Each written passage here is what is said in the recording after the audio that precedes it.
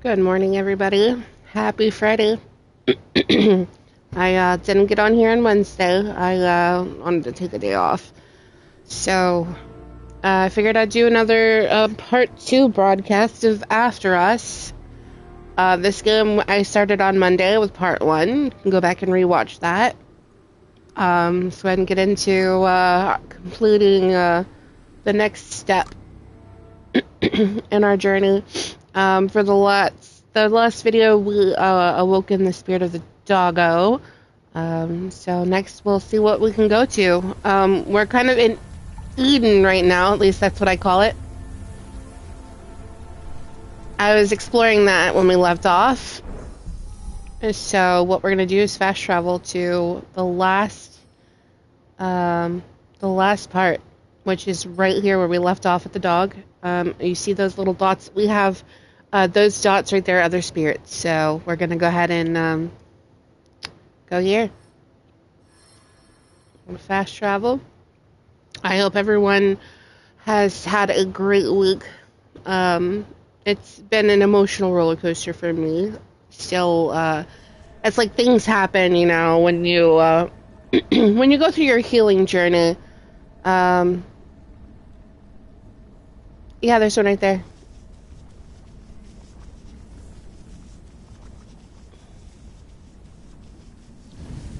Oh, that's not it. That's to get. That's right. We have to figure out how to get to that dot. We haven't been able to do that.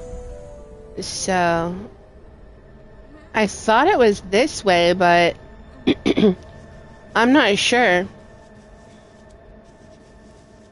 Like I can't find where it's at.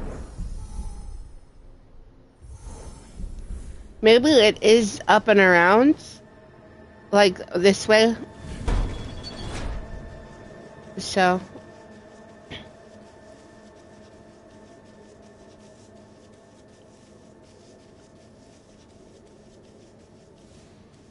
this is where we released the doggo. You can see the body there.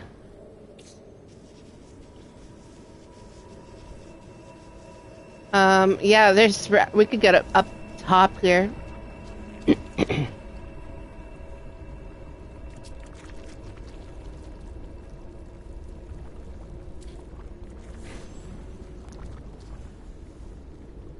I wonder if I'm gonna be able to get over there. I don't know if it's up that way, honestly. There's not any way to really get up there.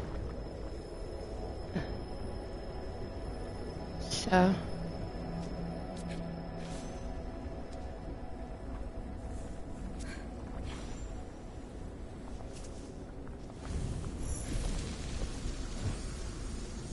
clear that off. Yeah, I'm not too sure. We can always come back and revisit that. I'm not gonna, cause it says it's over here, but I don't know where. Oh, maybe it's that right there. It is that one. It's right there. That's a wee bit too far. Yeah, I have no idea how to get over there. And my light won't reach all the way over there. Yeah, it's as far as it goes.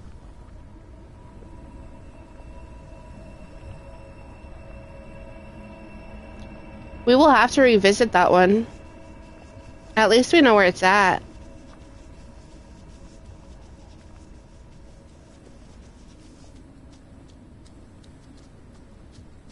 We have two others that we could go to. Yeah, I'm not too sure how to get to. Let's see, I kind of want.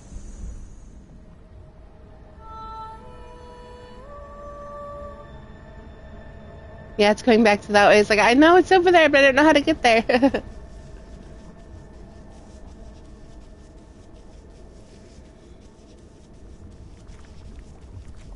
Well, this is like super sad. Not gonna lie. To see the earth.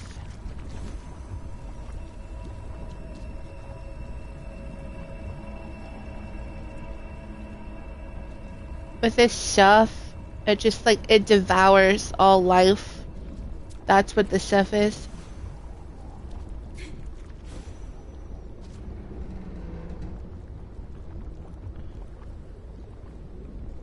I need to get up over there, but...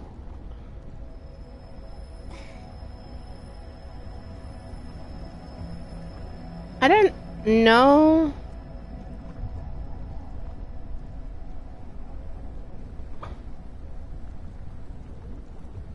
I won't be able to jump that far.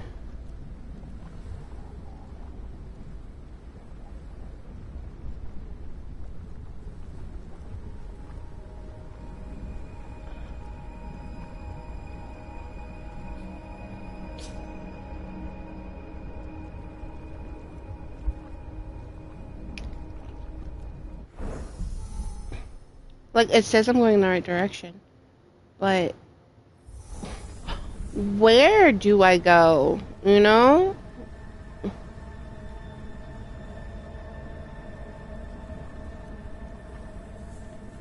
Because if you step off into the...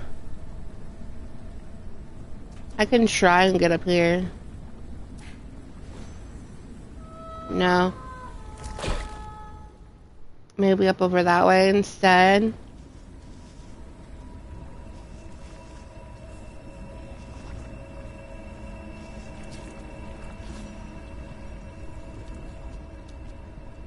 I could try going that way. I'm not too sure, like, where to go on this mountain of slime.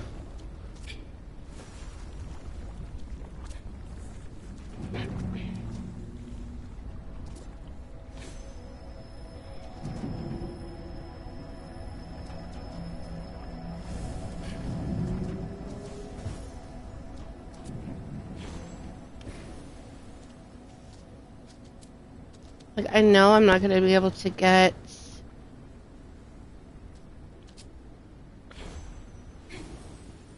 very far.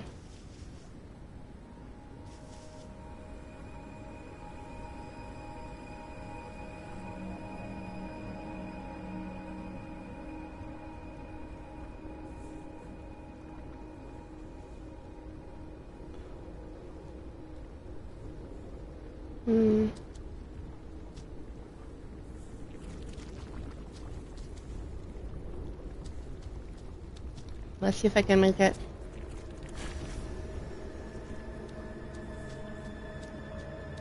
Yeah, there's nowhere to go.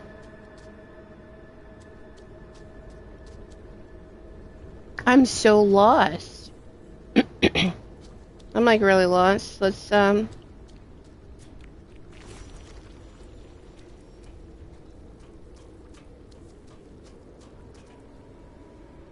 because my powers don't work on the thing, so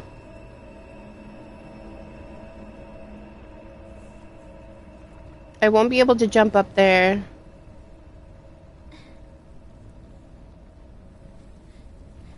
Huh.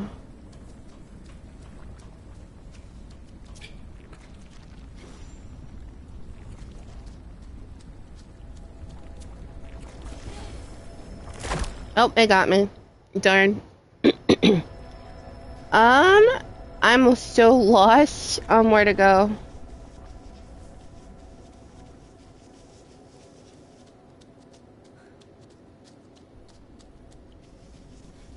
I cannot go this way. There's no way I can make it from there.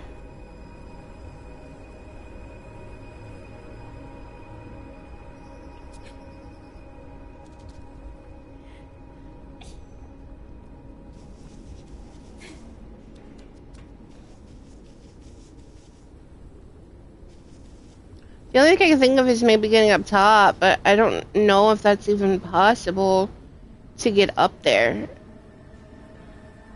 Like, I don't know if I can make the jump from here to there.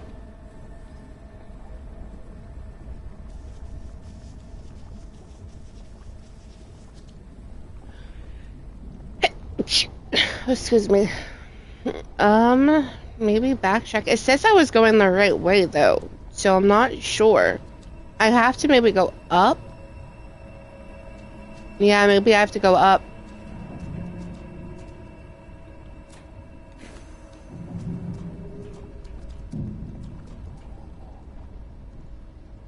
I don't know if I can make that. Yeah, I don't think... Yeah, I can't really get up there. So... And I don't think I could jump on the lamppost. So I'm not...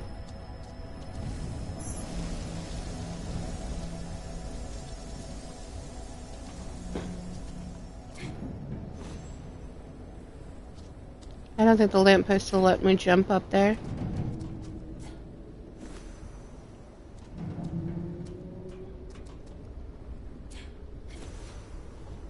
Yeah. Negatory.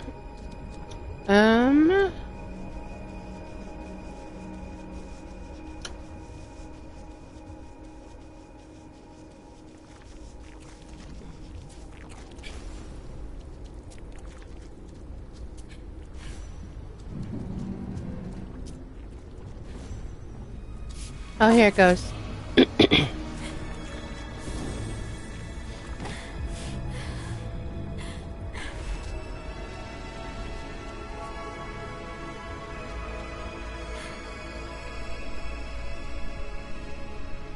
You can run on walls. Alright, a new thing. R2. And press X to jump out. Oh, okay. I mean, yeah.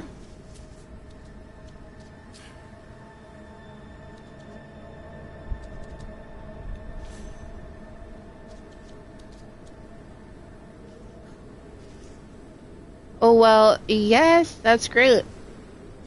I can get up here now. Now to figure out where to go from here. Because I don't think I could walk up these walls, yeah.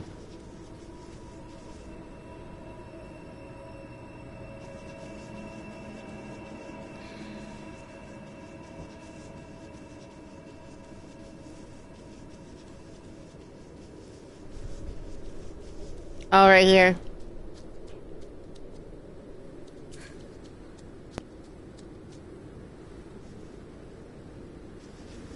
We are right on top. That's so weird. So maybe I can get back up over around there.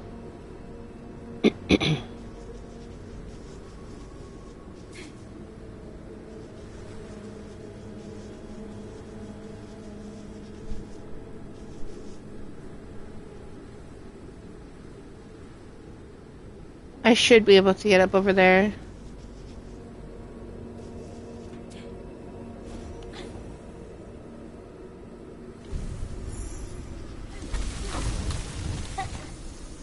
Plant some trees. It looks like I go down here. And those buildings.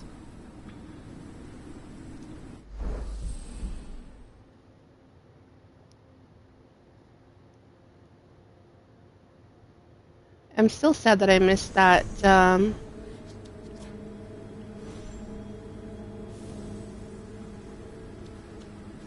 I missed that other one.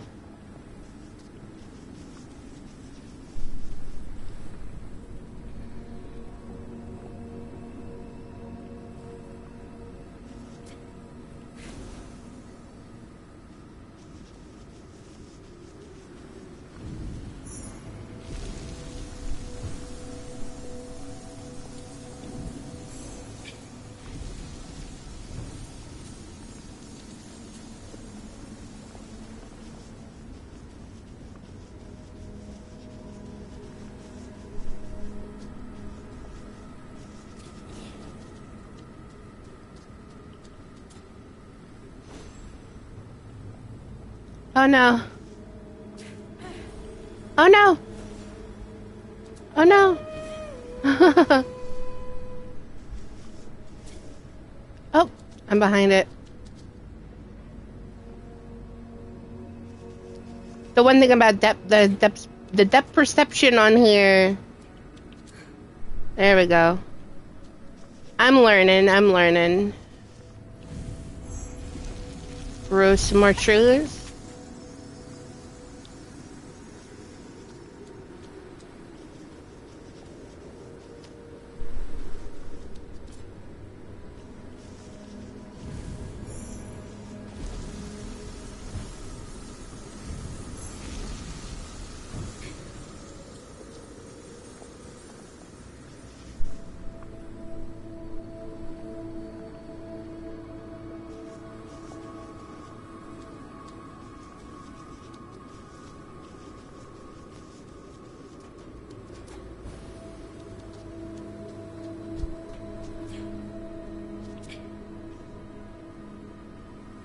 We're getting the hang of this. We're getting the hang of this. Oh dear.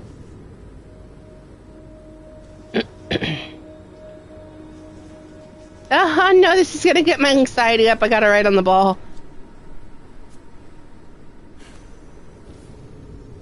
No! Oh no! I gotta jump like immediately. Oh no! I did it again. Oh dear. Alright, let's try this again. This time we'll get it. This time we'll get it. Oh no! I overshot it that time! Oh no! This is taking way too long. This is taking way too long.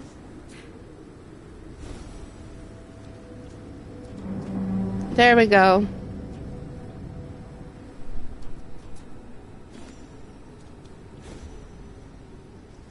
There we are.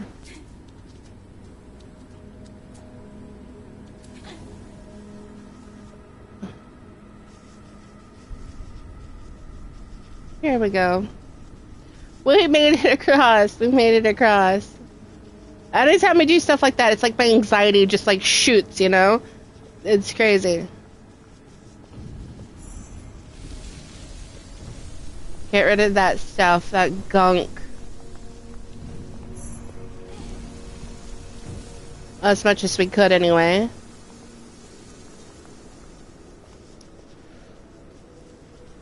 Alright, now we have to go down. I think I'm just like missed the, it's like down there. So I'm not entirely sure how to get to that.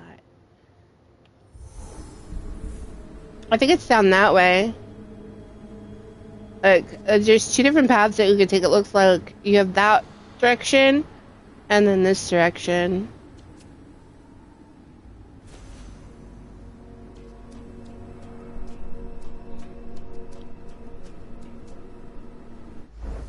Because I don't... Yeah, it's not... That way is definitely going... So this way... might be leading us to... where we need to go.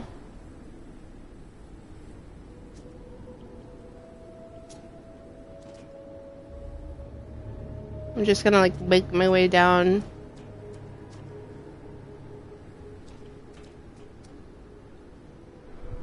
I'm hoping I'm going the right direction.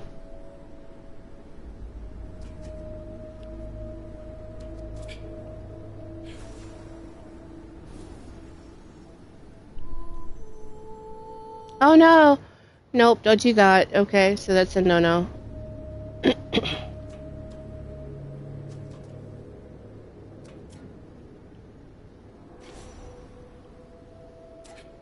Okay, so that I made it.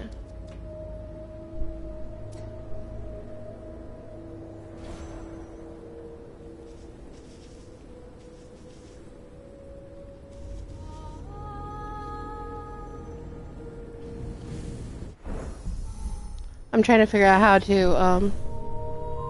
oh, there it is.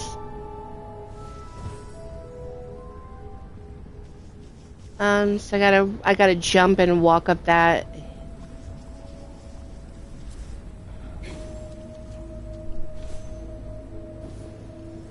There we go. Made it! Oh, there's one right there.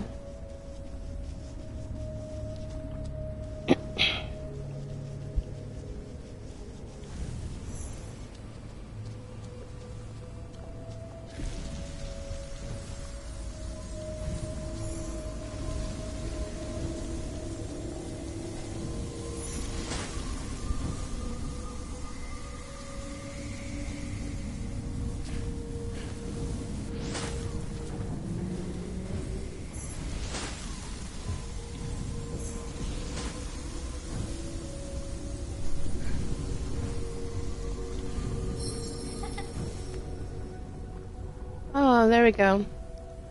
Alright, let's see, where's the next one? Alright, the next one's up, so we have to continue on. I'm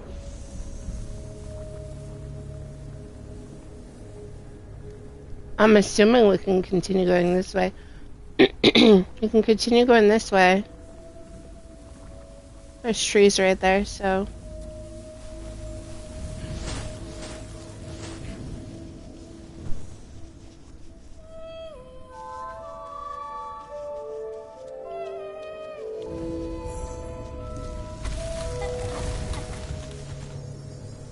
There we go.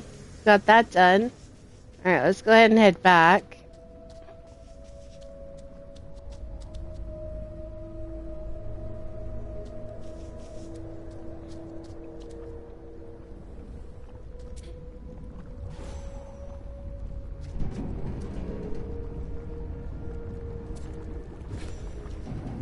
Oh no!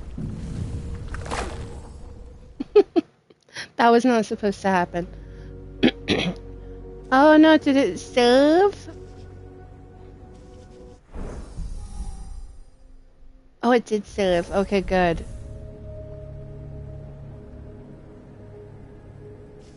I don't know how to get back up there, though.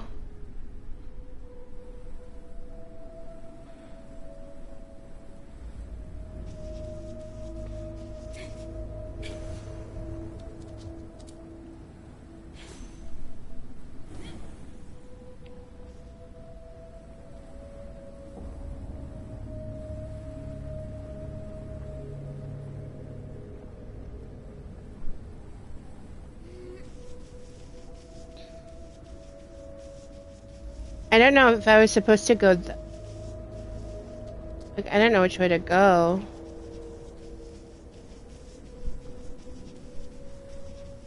Oh, here. I'll get to slide. Alright, so tap, hold to grow vegetation on vines. Sprint air... Okay, to surf it.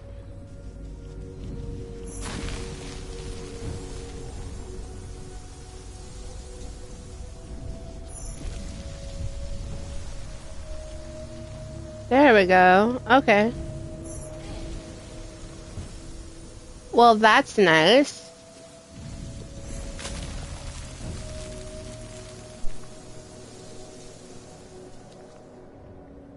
Now where do we go? Oh, this way. Here we go.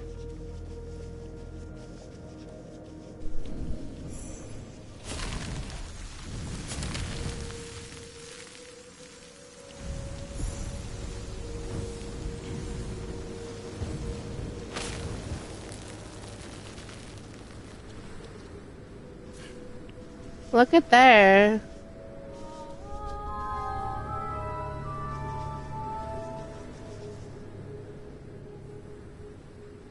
And now we're just at the tippity top and I don't know where to go.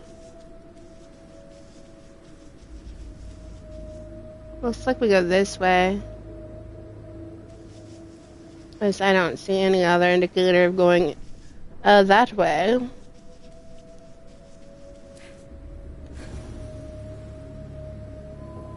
Nope. I don't know. I don't know what happened. I should be able to jump that.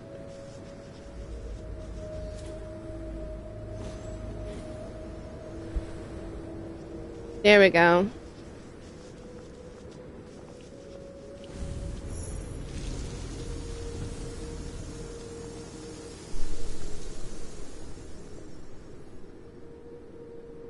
Alright, let's see which way to go.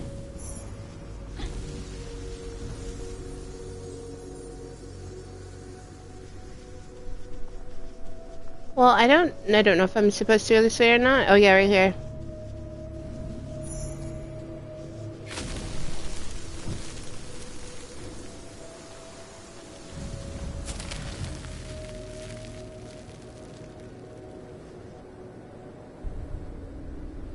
There we go. Oh, here's another one.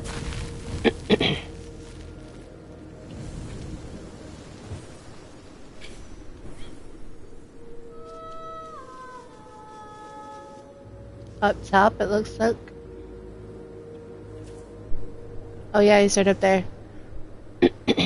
Alright, so it looks like I gotta jump and run right here. Oh, this is so...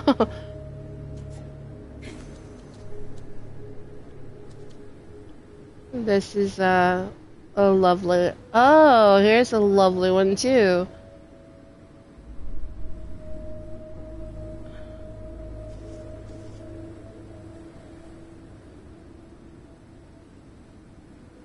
I can run up that, I believe. But... I don't know. I don't want to go that way. I want to go up there. I don't know if I can run on those other ones right there, you know? So, we'll try it. We'll start right there anyway, so...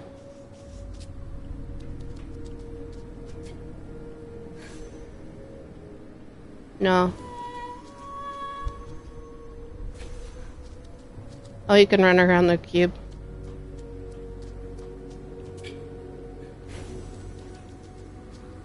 Here we go.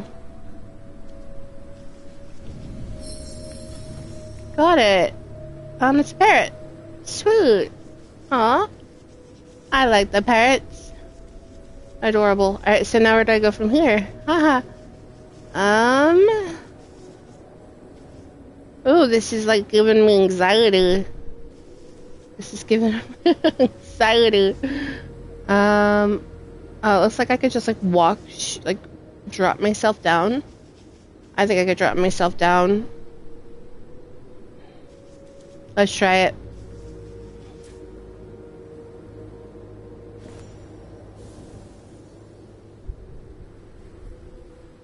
No, it's too far.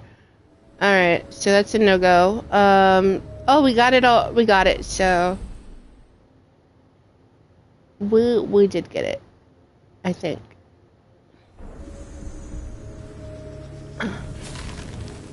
I'll see.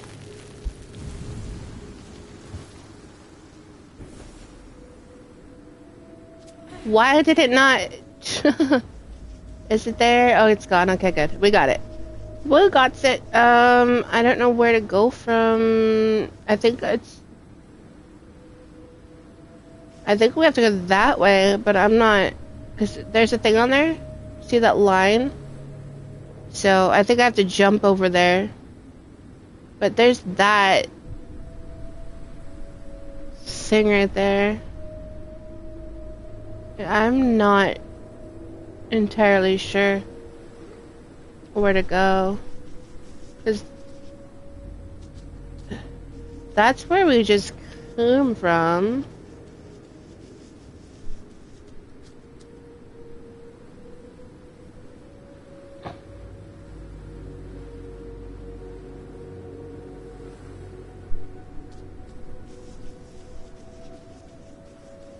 Because that's where we just came from. I'm gonna try and jump over there.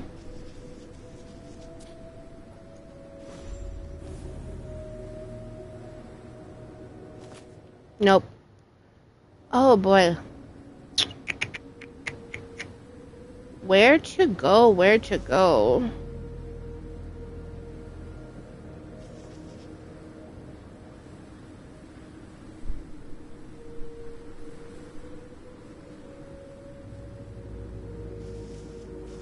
Is that, yeah, that's just where we came from, I think. So that's not it. It says that we're on the right path. But I don't know where to go. And there's nowhere up top to go. Oh, it wasn't. That's where I came from. Alright, so this is where I go.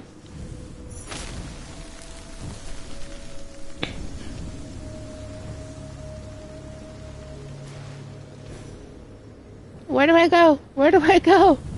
I'm gonna fall. Oh my goodness. I don't know idea where to go. It just ends.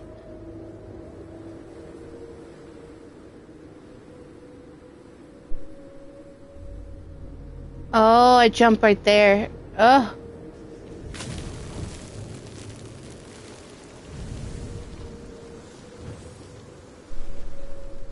I don't...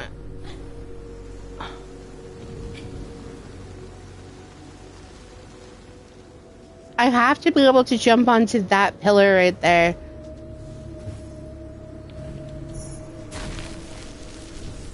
So, I gotta time my jump right.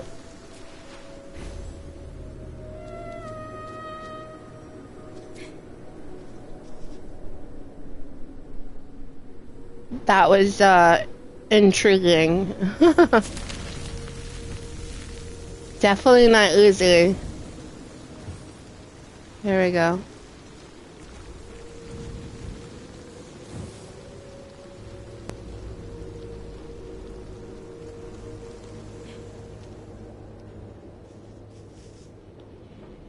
Creepy, creepy, creepy. I think I probably bypassed a couple things. Yeah, I bypassed one. It's okay. We can always backtrack if we need to.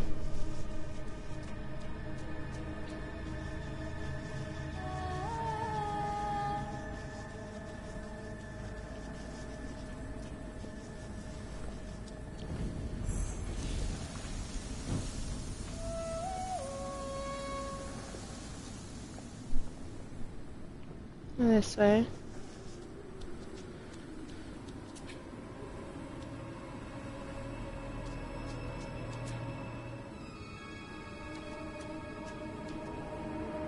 Oh, this is the thing. What is this?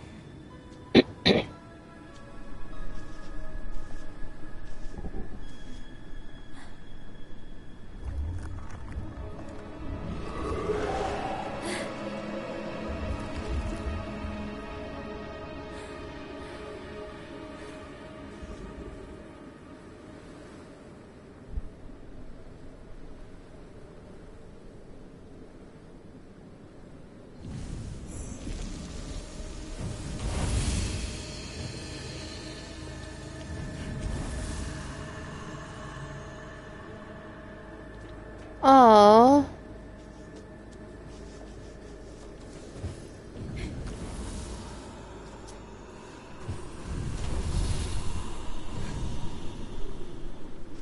That's like sad actually. Cause think about that, they're like people that got like caught up in that gunk.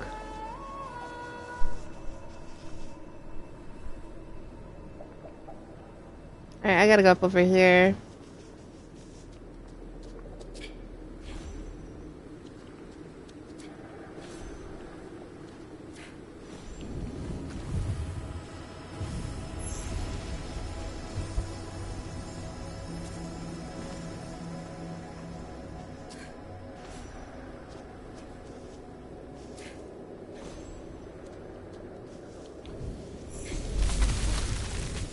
Plant some trees. There's like one next to me. I know. It's right there. I see it over there.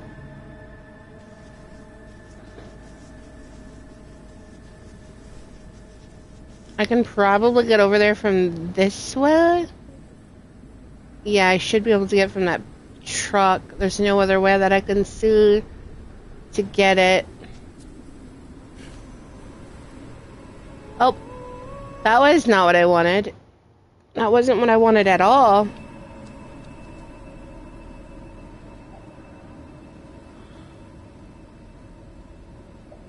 Oh, maybe I can get up this way.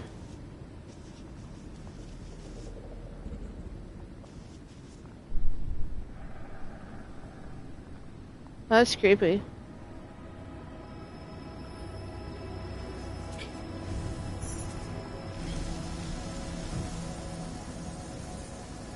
I don't believe I can get up there from here. I could try. No.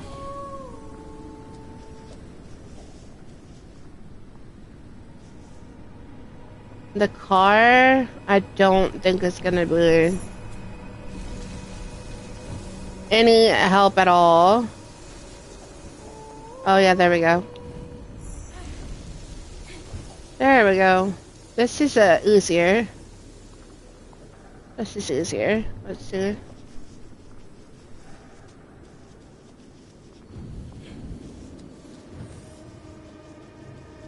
Just gonna go around and see, make sure I don't miss anything.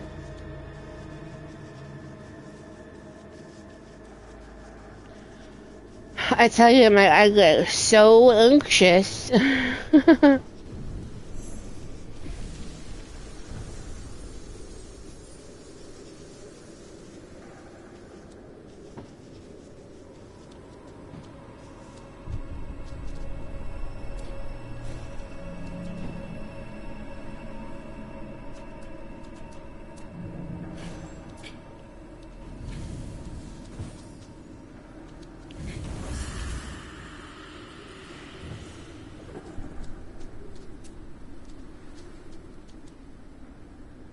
I should be able to...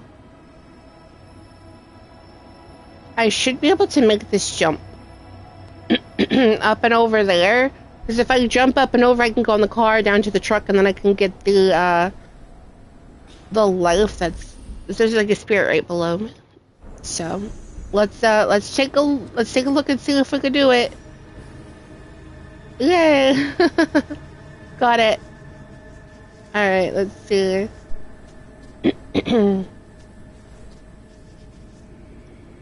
It should be like right below, so I should be able to jump to the pickup truck, and then from the pickup truck I should be able to get it.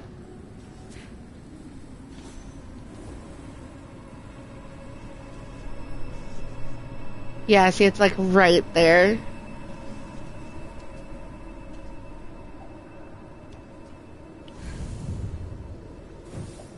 Oh, maybe not.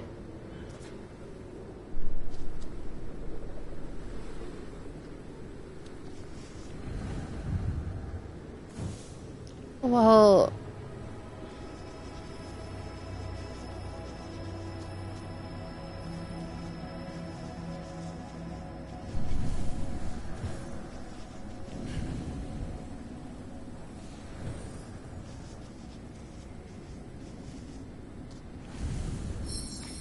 There we go. Aww.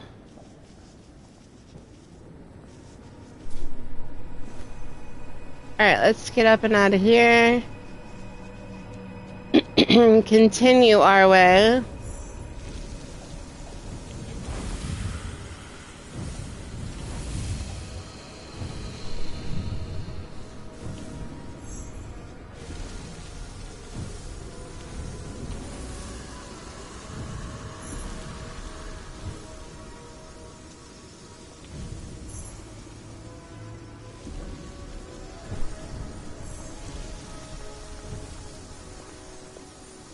So far, so good. So far, so... Oh.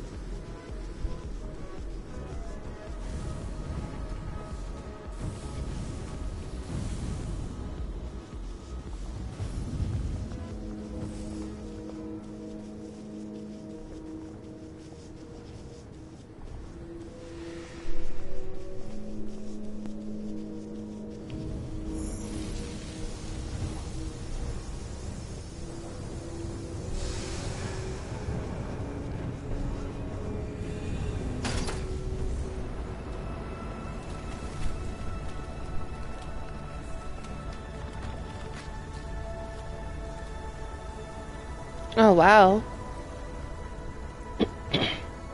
like taking the control back and getting rid of that gunk.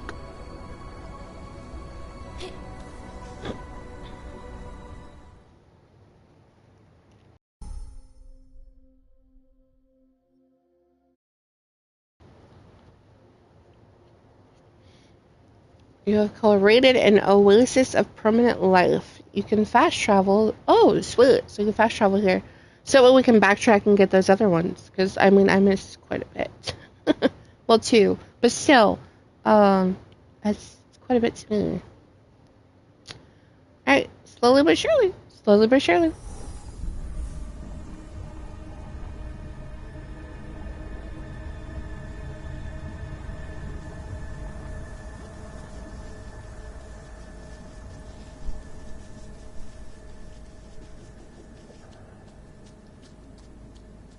Alright, let's see where we go next.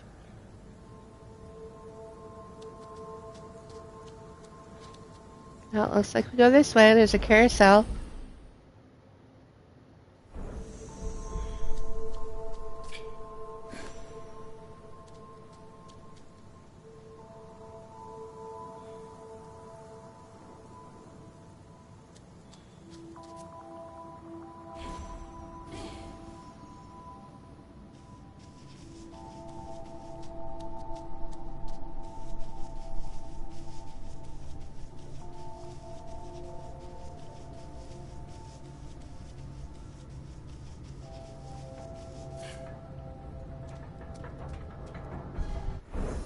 Let's see if there's any nearby. Nope.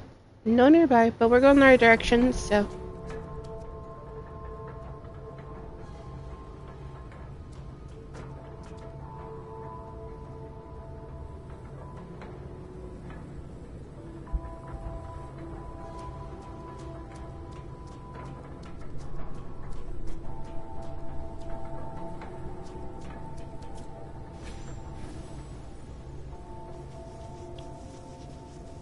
Well, I don't know really quite where to go from here.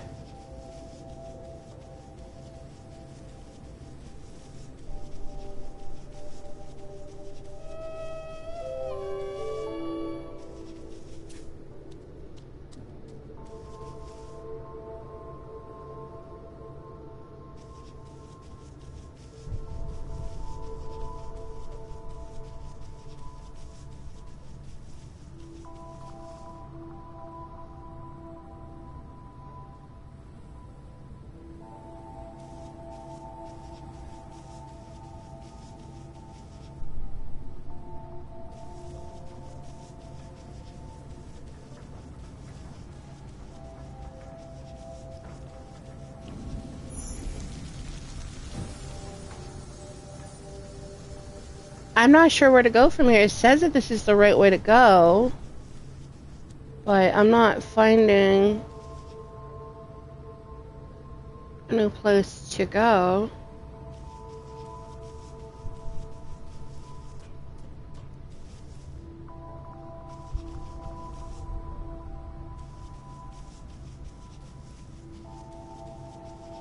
I can't walk up the wolf is. I can't jump up there because it's too high.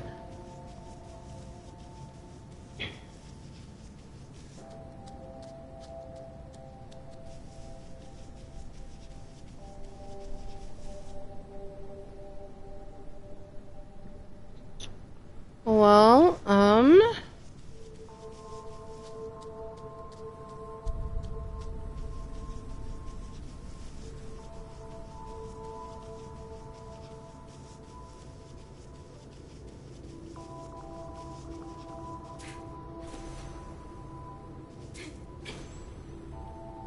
yeah, I can't use the poople to jump up.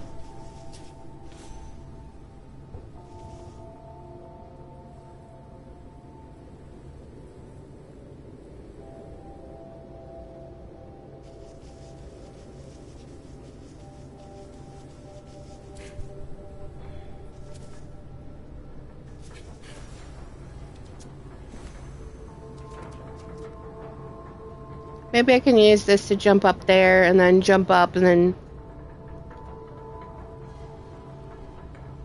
I could get up and over.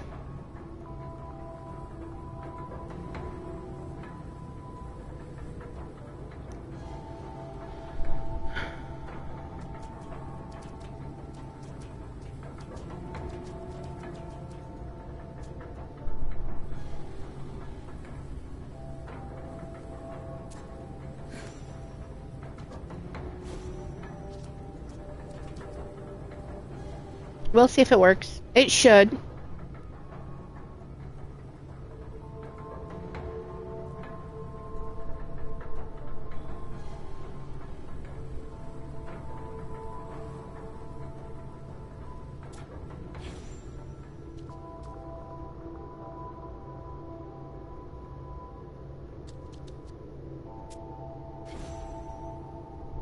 Oh no! Oh my goodness, move!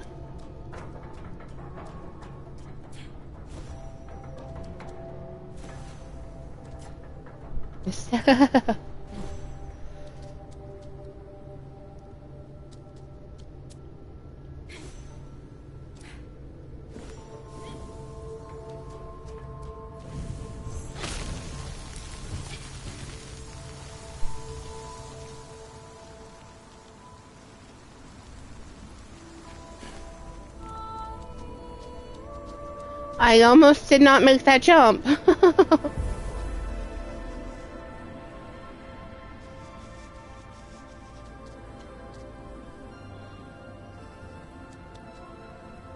There's trees down there.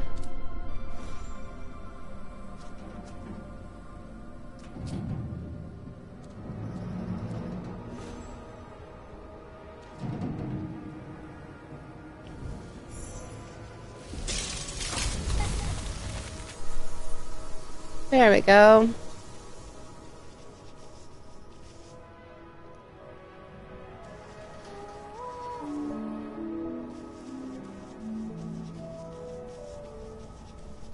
These are the lot, not the one before, cause the one before was like a goose, I think it was. This is the one before the oxen.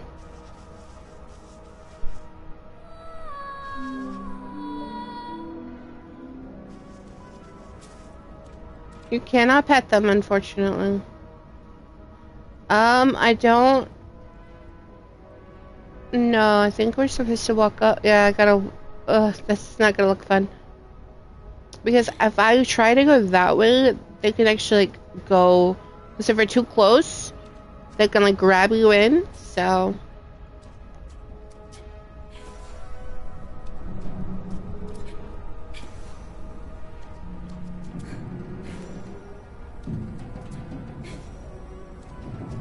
Oh.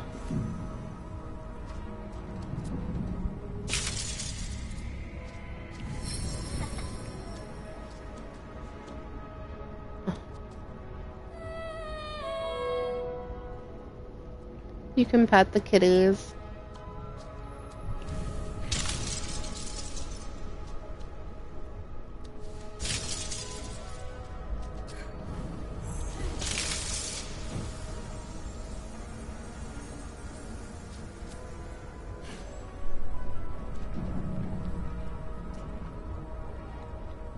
Sweet. And then that gives me the ability to,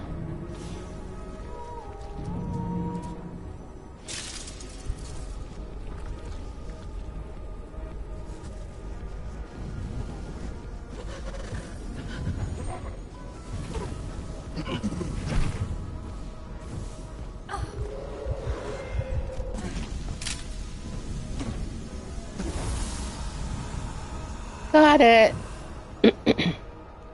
Well, that was interesting.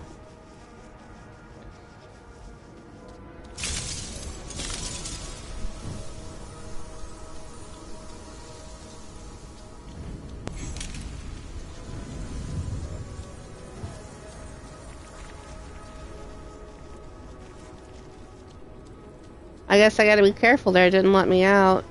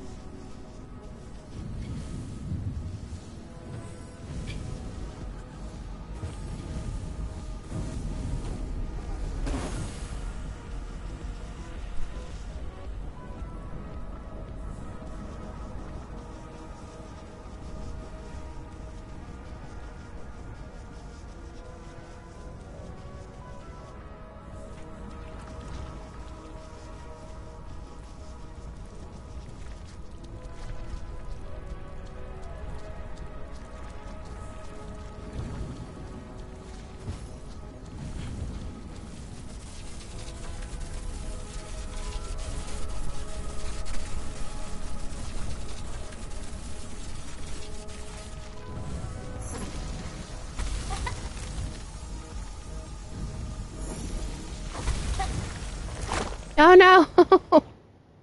I did not want that to happen.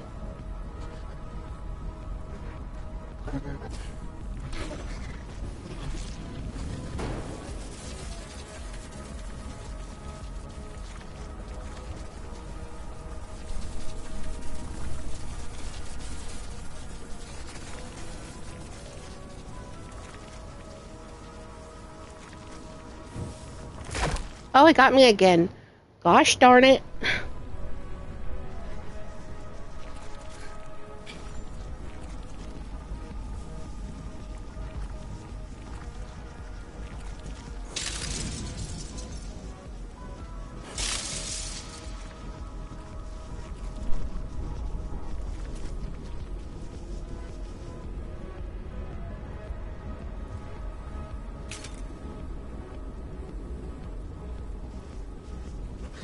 Oh shoot. Oh shoot.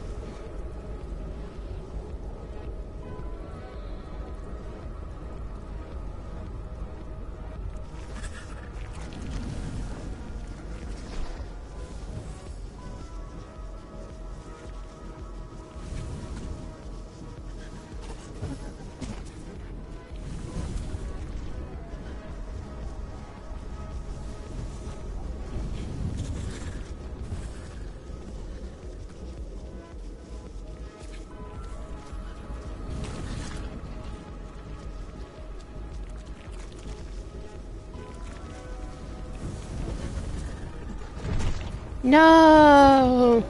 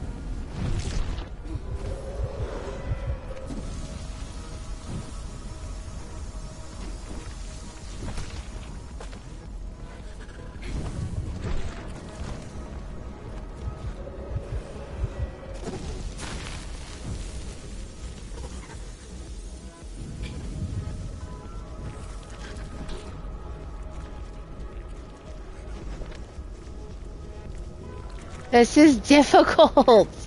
Oh my goodness gracious me.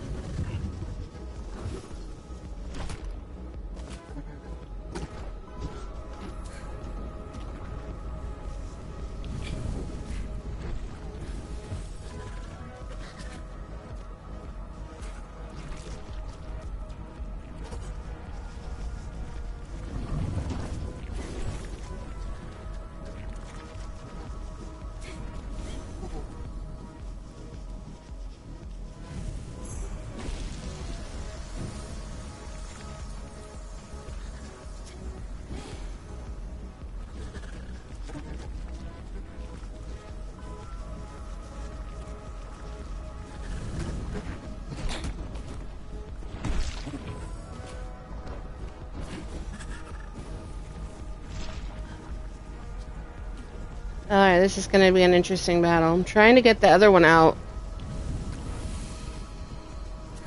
She is gone.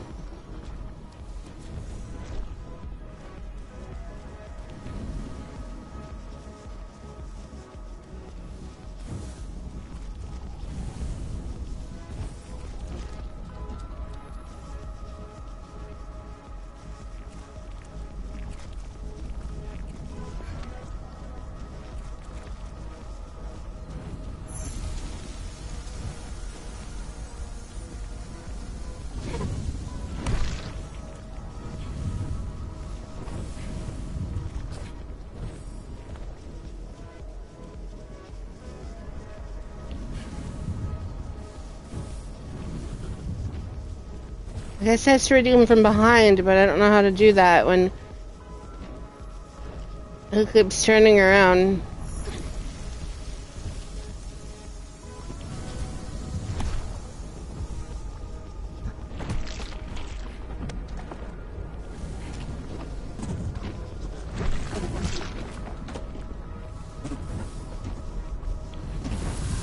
There we go.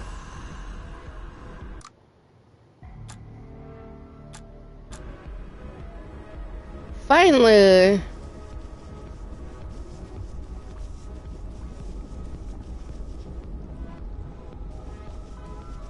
Alright, now I gotta figure out where to go. Oh, that's right here. So I gotta jump up here.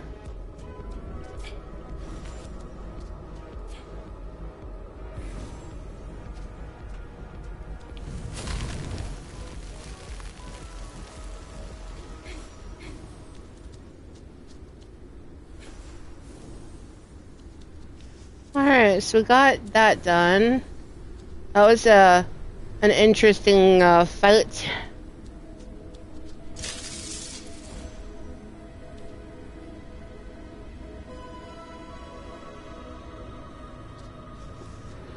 I'm assuming we go this way.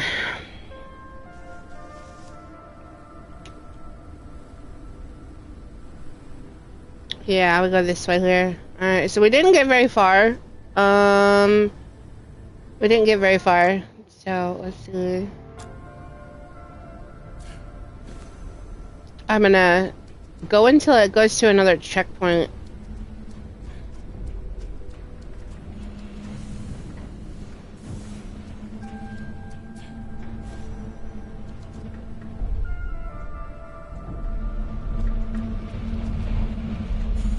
Yeah, that's definitely where I gotta go. So I gotta wait for this to turn back.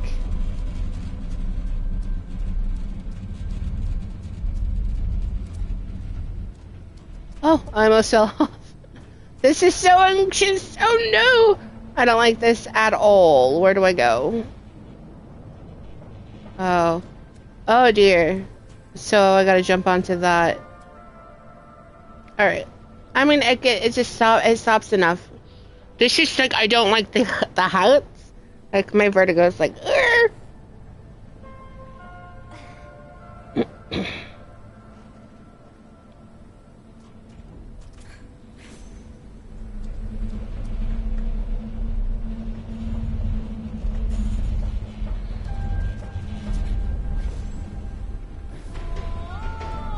Oh no!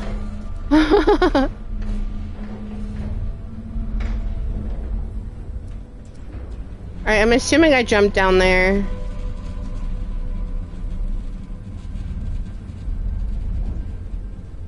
When I get close enough.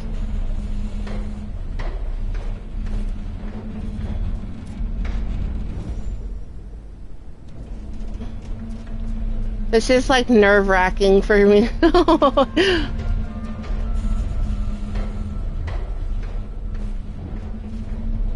Oh, I don't like that. I don't know which way to go.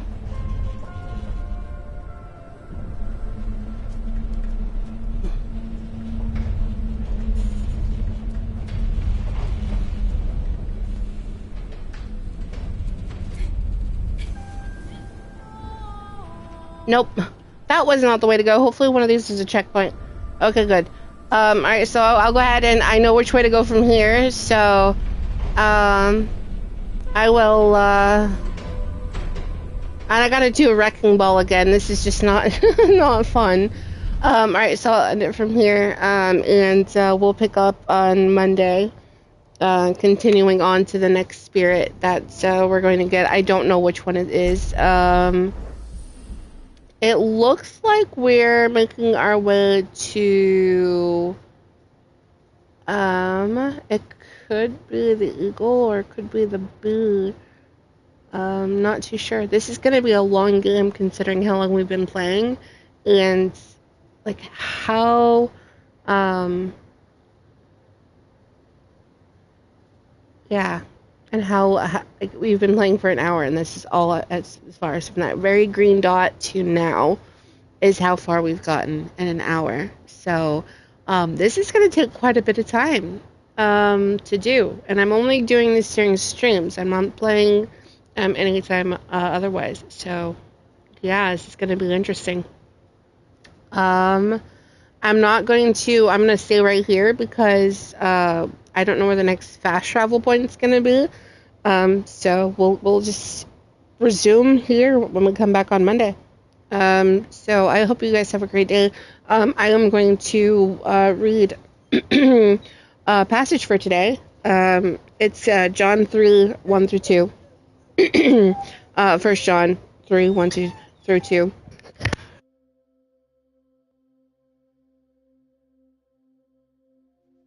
Sorry, I had to tell them to shush.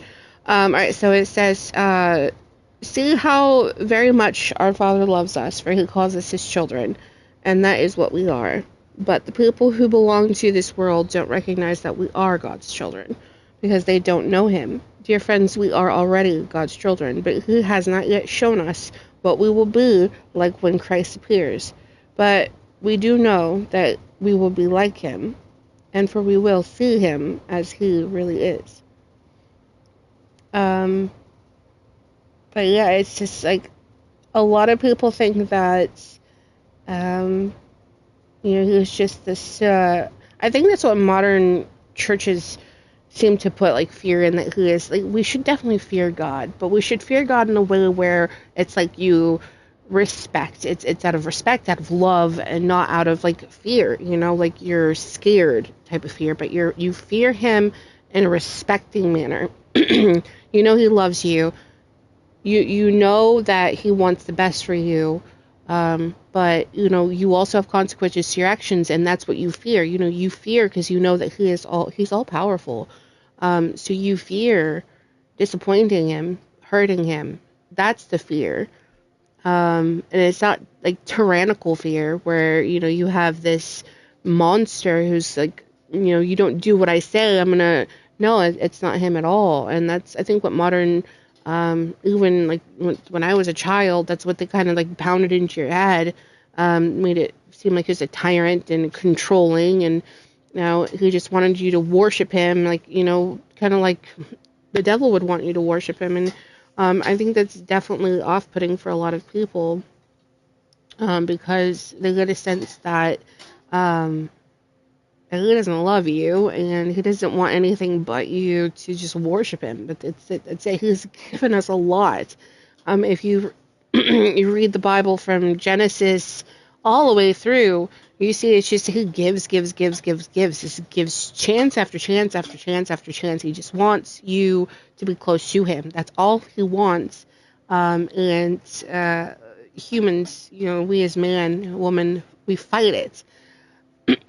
And we create all of these things that happen to us, and we blame him, and it's not even his doing. It's us. We're disobedient, and that disobedience comes consequences. So it's so different than you being a child with your mother, your dad, your earthly parents, and you do something that goes against their wishes. They're telling you don't do that, and you do it anyway. You have consequences to his actions. If you're a child and you say that you grew up out of the wood burning stove, and you were like, oh, I want to touch this, and your mom's like, no, don't touch that. Don't touch it because it's going to hurt. It's going to burn you, and you do it anyway. You don't blame your mom for the burn. That's your consequence to not listening, to not being obedient. So we often mistaken, the thing, and he's not punishing you for not listening. You just punish yourself for not listening, and we oftentimes, think that it's God's doing, but it's actually us because we're disobedient. That's our consequence for not listening to him. He's like, hey, don't do that. This is the best way to go. This is going to avoid, and we don't listen to him, and look what happens. You go with somebody, you have all these warning signs. Say that you're starting to date someone, you have all these warning signs. God's throwing these, saying, hey, and you don't listen to him, and then it ends in heartbreak and disaster. That you can't blame God for that. That is your consequence to not listening. And it's the same thing with drug addiction and all that. He's going to be there to get you through it, but you're doing something against his wishes. Those are your consequences to not being obedient. And it's got nothing to do with him. He's not punishing you. You know, he's letting it play out. He's like, you have free will. You choose to do this, but you do have to face the consequences to doing so. So, you know, it's something that we definitely take out of context, and and that hurts, you know, our Heavenly Father. It does hurt him when he is watching all of his children, and you know, he taps into you, and you're sitting there, you know, cursing him because of what your life is, and it breaks his heart, because it's like who's not doing this, and he tries to get you to understand that he's not the one who's creating all of the conflict. Yes, you go through it. When you lean into him and you're going through things, you get the strength to get through it. You learn from those lessons. But if you're being directly disobedient to him, you're going to have consequences. It's not him punishing you. That's you punishing you for not being obedient. It's your consequence. And hopefully that makes sense. But the what I like to do is the stove with a young child. You know, if you're a child and your mom's like, don't touch the stove, it's hot, and you do it anyway, the burn is the consequence to you not being obedient. So that is how, again, you want to look at when you are disobedient to our Heavenly Father. It is your lessons that you have to learn. And another point that I was like resonating with is like, everyone goes through things, and I have this saying, you can either let life make you or break you. And that is pretty much saying that you can either continue on the toxic behavior that is creating your situation, or you can stop it and learn from it and change that direction. One instance would be, you know, if you are, I'll take this, like, if you are continually, like, feeding, something that you shouldn't be feeding. Let's say that it is, you have a habit, and you have, I'm trying to think of a good example for this. I will say, let's talk about generational. This is something that I see a lot of, and I didn't even realize this, but let's go back to you as a child. If you've ever listened to your parents, oh, sorry, let me clear my throat real quick.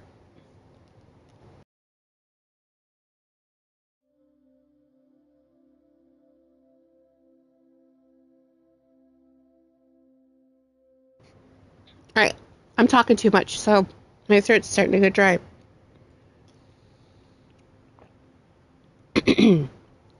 So if you were a kid and you had your mom, dad tell you stories from their past, and you learn about their childhood, right? At least my family did. We lived in Florida when I was a kid. I was born down there. We moved back to Idaho, where my parents are from, for like 2.5, 3 years. Because I was 3 years old when we moved back to Florida. So I was born in Florida, taken back to Idaho as an infant shortly after I was born. And then we moved back when I was like 3 years old. I was actually directly at 3 years old.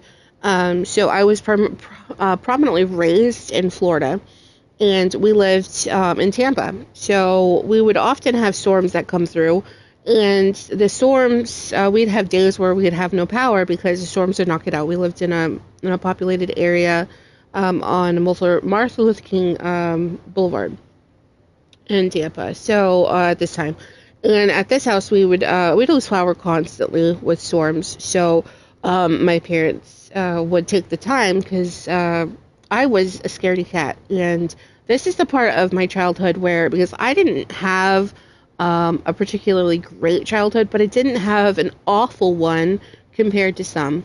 I am thankful for the life I had as a kid. It wasn't the best, but absolutely, it wasn't the worst. So anyway, my parents, I was one who's like scared. I was often scared of things that I couldn't really control or see. So when it comes to power outages, my parents would light candles, and my dad would either play us harmonica or tell us stories, and then or we just have talks, and the talks would indicate, like, we usually revolve around my parents' childhood and telling us about, because I didn't really remember any of the family. I remember being a toddler and fishing with my grandmother and grandfather at a pond in Kamiai, but I don't remember much of anything else. The smell of canned corn usually brings that memory back, because that's what my grandpa was teaching me how to hook a bait, was with a piece of corn, and we were catching trout. So anyway, so they would talk about their childhood, and in doing that, like, my mom would bring up, my dad would bring up parts of the childhood that weren't really particularly great. Like, they didn't really hide everything from us. So we did get a glimpse into how they were raised. And then as an adult, I look back and then I could see similarities for how we were raised. Now, I wasn't abused in the way that my parents were. My dad had it really bad. My mom had it bad, but I wasn't treated as badly. But I could see that my parents didn't take what had happened to them and applied it to their children. And they didn't say that, all right, this action did this to me as an adult. This caused this issue through my childhood into adulthood. So I'm not going to do that to my kids. Like, my parents didn't really do all of that. They did on a level of, like, monetary value, because my dad he grew up in a really impoverished household with his biological parents until the kids were taken away and put into foster care with family. And at that time, my dad got placed with a family who loved him dearly and treated him the best. So, like, that part, yes, they didn't really follow suit, but they didn't apply all of the lessons that were being taught in that childhood to them raising their own kids, because they still applied the fist, where it's like you're really heavy-handed, and we ended up, not being, like, I accumulated a lot. Like, I'm not saying that I blame my parents. That is all gone. I am just saying that this is an example of either letting life make you or break you. You can either continue the cycle, or you can say, no, that really messed me up. That really caused a lot of pain and hindrance in my life. I'm not going to do that to anybody else. And you stop. You heal yourself. You deal with all the trauma that was applied, and all the trauma that you've accumulated through your childhood, through past relationships. This could go through past relationships as well. All of that. You heal yourself, and you face that trauma, and you learn to forgive those that hurt you, and you recognize the things that were done to you that caused you so much pain and trauma, and you learn that that's not going to happen. I'm not allowing that to come back into my life. I'm not allowing that to continue. And that's when you start to break those generational cycles, those generational curses, the thoughts, the way that the teachings that have come before generations before you. and you start to learn that this is not healthy. I don't want this to continue. I don't want my children, I don't want my children's children, I don't want them to feel any type of this. This right here is not normal. This is not true. This is not how you do things just because generations before you did. Because generations before you did these things, and look at this. Look at the mess. When you do that, you are taking power. You are doing the thing that nobody else would willing to do because it's very hard. You're willing to face all of the things that have been done, and you like, it is a tedious and painful experience, but you heal those, and you're not only healing them for you, but you're healing them for all the generations before you, because you're at that point, it's broken for you. Starting with you going forward, it's broken. No more will those ideologies continue with your children or their children. No longer will you have all that trauma appear. You will raise your kids differently. You will treat your spouse differently. And in doing that, not only do you two grow closer together, but you also will start rubbing off on other people and giving them the strength. So it's just this explosion that happens. And that is where you look at it, and if you have two kids and they're raised in a family, I would say just like mine, or you can be like, you could say alcoholic dad, alcoholic and abusive father. One of them decides that enough is enough, I'm not doing this, and they start to heal and purge and get rid of everything. And then you have the other one who blames. They do the same thing. They blame, they hold grudges, they hold resentment, and all of that, and that just builds, and it creates that toxic lifestyle of the abuse and alcoholism again, and it continues. So they do that to their kids, and it's just this endless resentment cycle that goes on. So the other child who decided that enough is enough is going to heal the family on that end and go forward, and hopefully that will rub off on the other sibling. But you cannot force somebody to heal themselves, because to them it's easier to drown it in liquor. It's easier to drown it in drugs. It's easier to blame other people and abuse them, and offset the anger onto them instead of taking accountability for your own trauma. So it's not that you did anything wrong as a child, but you still have to take accountability for all of the things that you kept holding into you, because your outward feelings do not go to the person. You could be angry at your dad, but your feelings aren't going towards your dad. Your feelings are going to bounce back towards you. So the anger you're feeding is into yourself. So you start getting angry and angry and angrier. It's a really bad cycle to be in.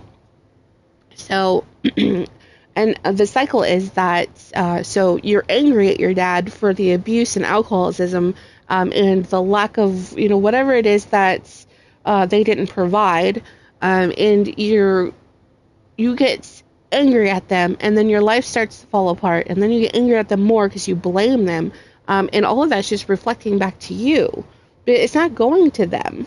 Your emotions have no bearing on anybody else, so it just bounced back to you. So you just get angrier and more resentful and more hateful, and then it just bubbles and boils inside, and then you start to get to the point where you can't take it anymore, and you have to either drown the feelings, and then those feelings, if they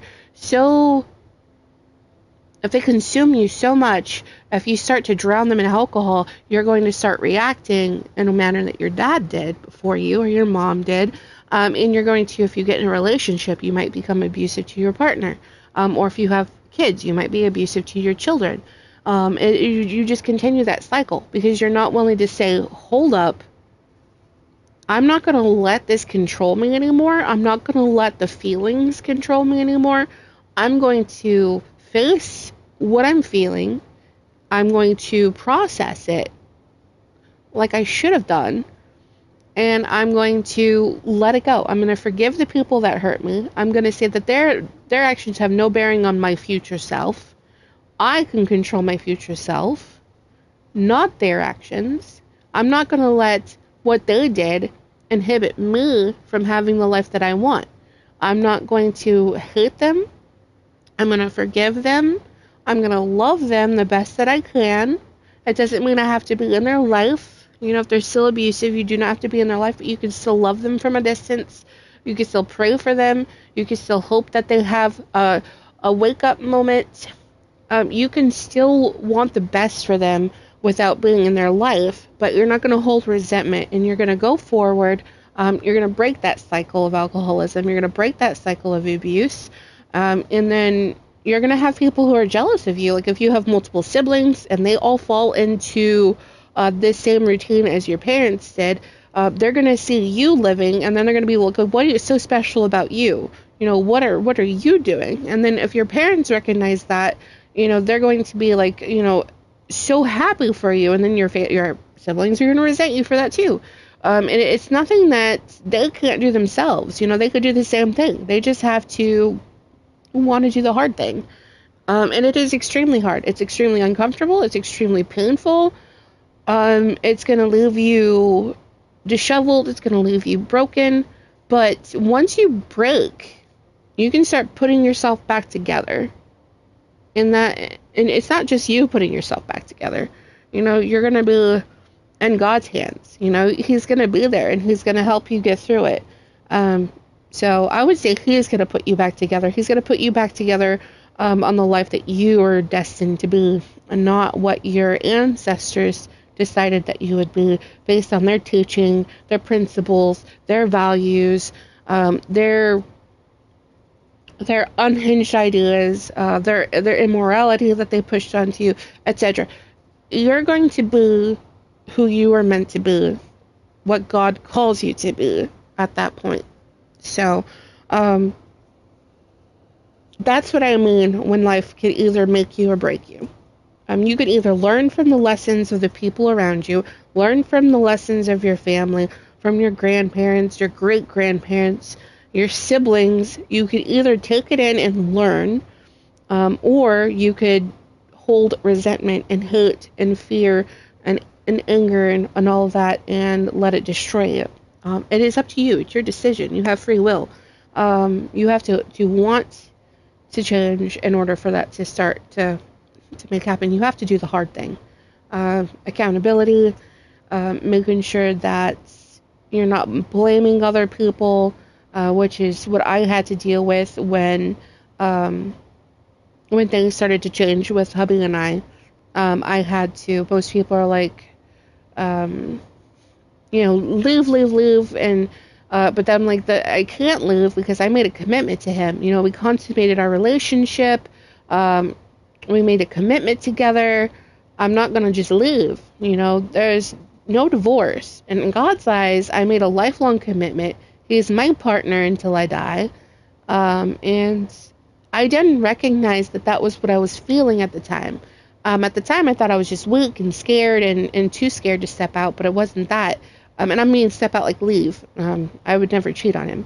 But that's kind of what I was feeling, and I didn't recognize the voice in my head. I didn't recognize the tug and the pulling of, you know, the strength. I didn't recognize all that. I didn't think it was me. I thought it was just me being scared. You know, I didn't think I was strong.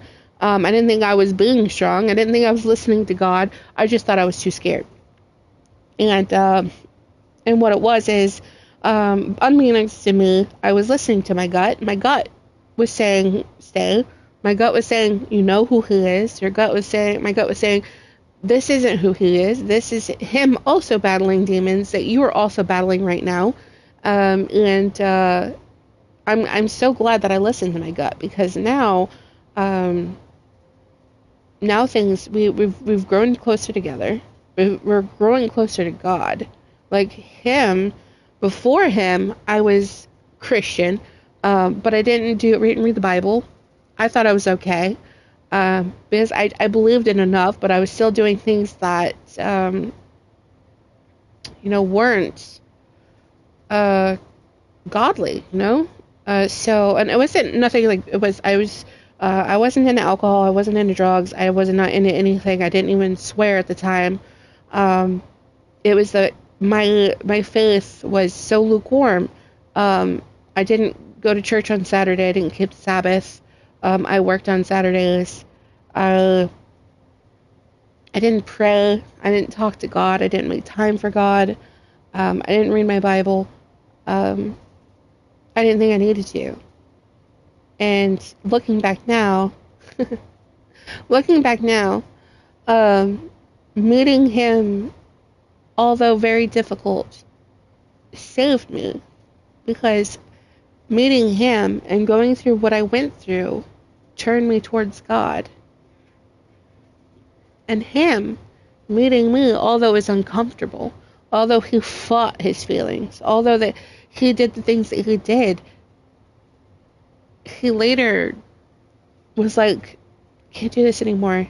I love her. And he started turning towards God. So, in retrospect, and he used to go to church. He used to go to church before I did. So both of us had been in that lukewarm Christian mode, going to church on Sundays, and but not being very good at reading the Bible, not being good at praying. He was struggling with alcoholism. He was struggling with going to the bars. He was struggling with lust. So it was like we both, like, God knew that we needed each other, and he knew what would happen when we got together, because how things were when we were apart were vastly different when we committed to each other, which is the day that, when we consummated our relationship. When we consummated our relationship, we made that commitment to each other. At that point, things changed and just went completely downhill. That's when the abuse started. That's when he started drinking even heavier.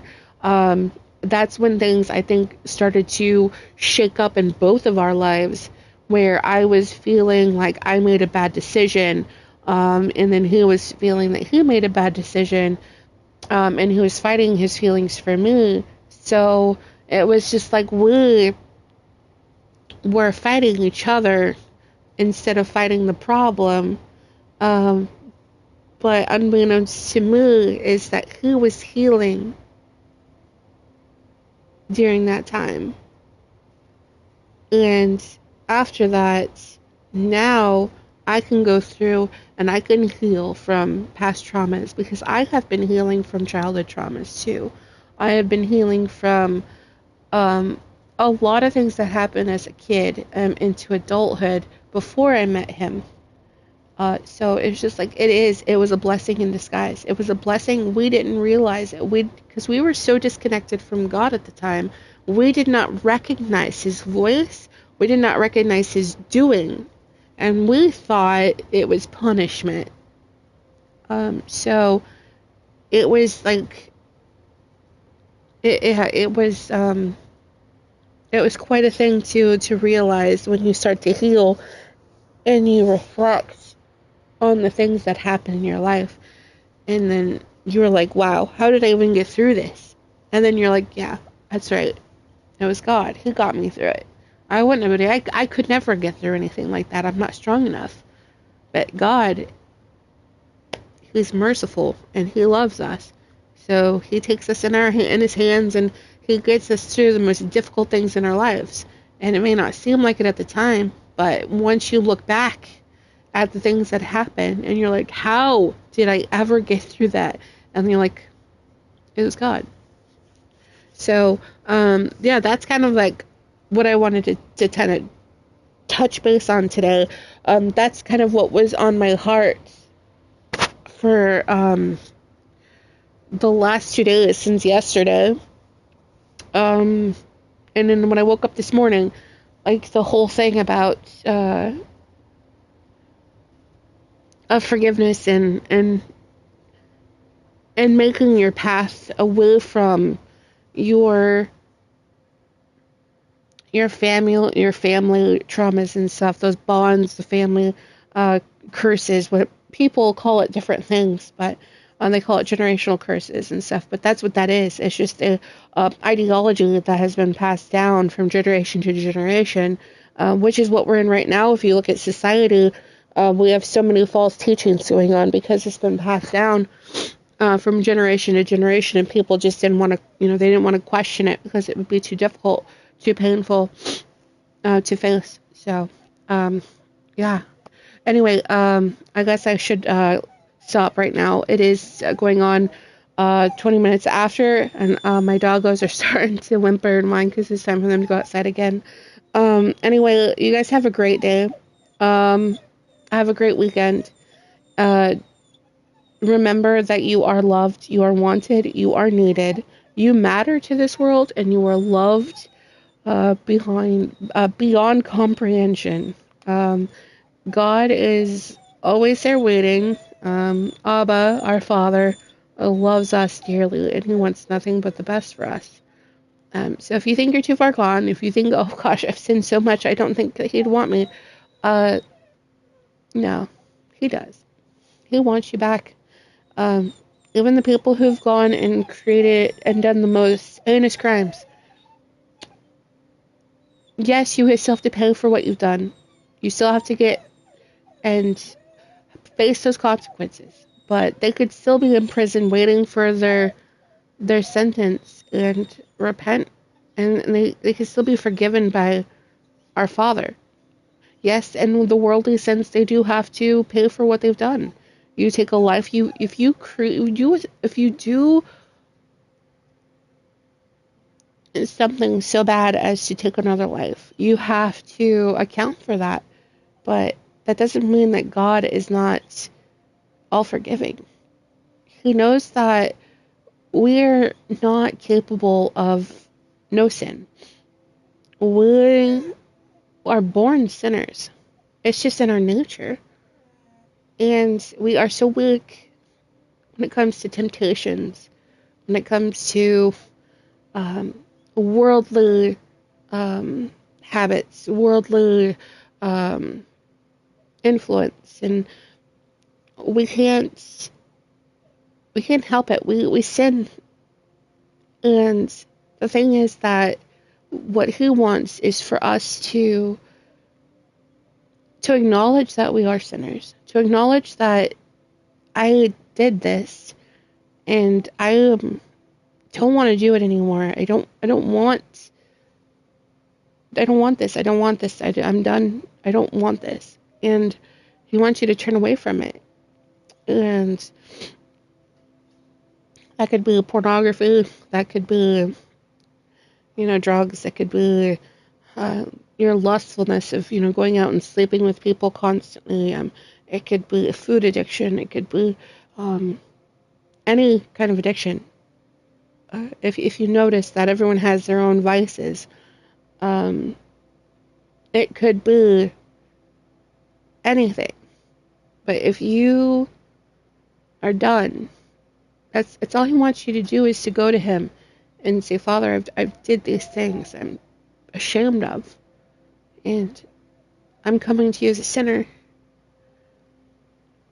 and I don't deserve, and I know I don't deserve your forgiveness. But I'm asking for your forgiveness. I don't want to do this anymore. I want to be born again. I want to believe that Jesus died for the sins, for my sins and for my salvation. And just go to Him. Bring Jesus into your heart and watch your life transform. It won't be easy. You'll have your battles, because you have to go through a period of purging people that enable you, that are not good for you. When you walk with God, you have to go through the whole purge, and it gets lonely sometimes, when it comes to the worldliness, but you always have God with you. Reading your Bible daily, praying, fast, all of that helps get more connected with God during your journey. It's not going to be easy, but He's waiting for you. Open arms, full of love, full of mercy. He just wants you close to Him. He wants to have that relationship. You're His child. And what father doesn't want that relationship with his child? You know, He created us for the companionship, for the intimacy that He wants with us. And He doesn't want to see us turn away from Him. It hurts Him.